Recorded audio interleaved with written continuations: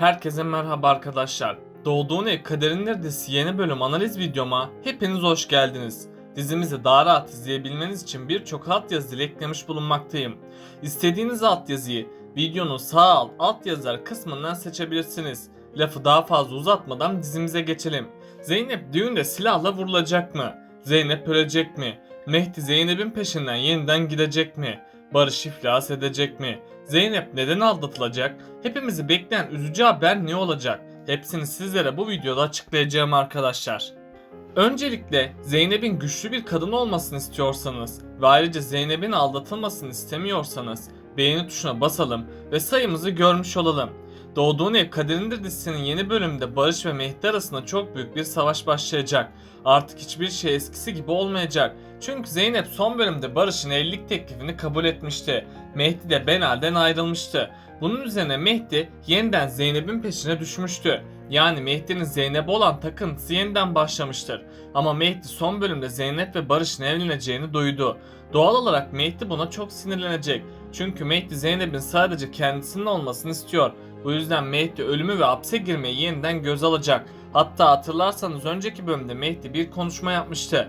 Mehdi ölsem de hapse de girsem kızımdan başka hiç kimsem kalmadı demişti. Mehdi'nin bu sözleri onu Zeynep'in bırakmayacağının kanıtıdır.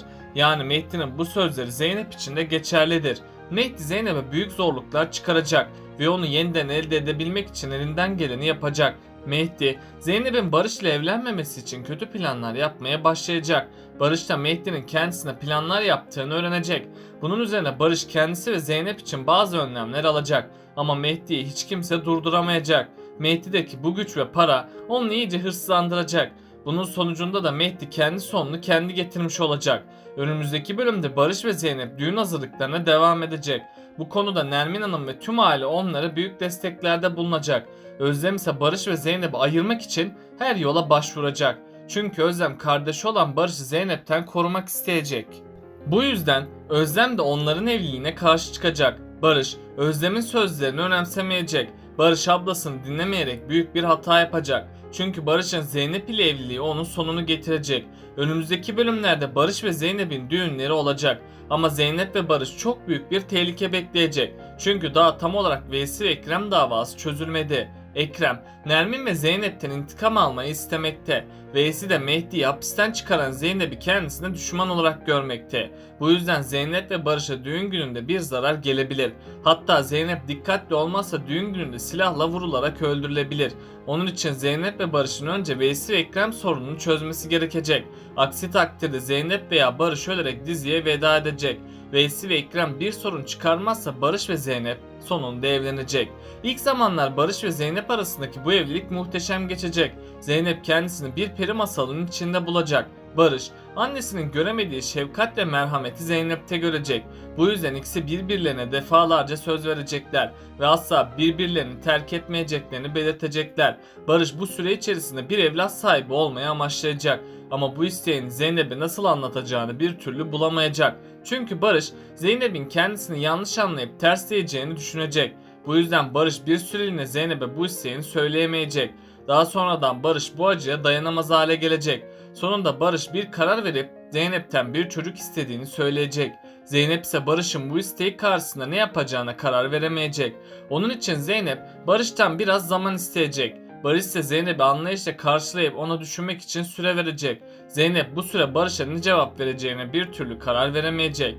Çünkü Zeynep'teki bu suçluluk duygusu onun geri adım atmasına neden olacak.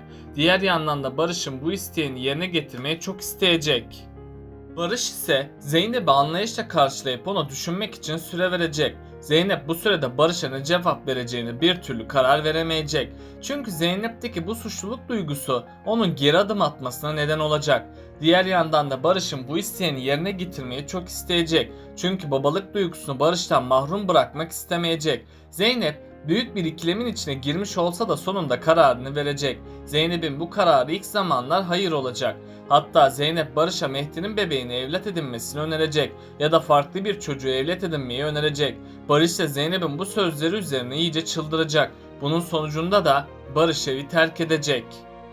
Peki sizce Zeynep suçluluk duygusundan nasıl kurtulacak? Aşağıda yorumlarınızı bekliyor olacağım. Böylelikle bu bölümün de sonuna geldik arkadaşlar. Daha çok video için abone olmayı, beğeni atmayı ve bildirimleri de açıp yorumlarınızı atmayı unutmayın arkadaşlar. Tekrardan görüşmek üzere. Kendinize çok iyi bakın.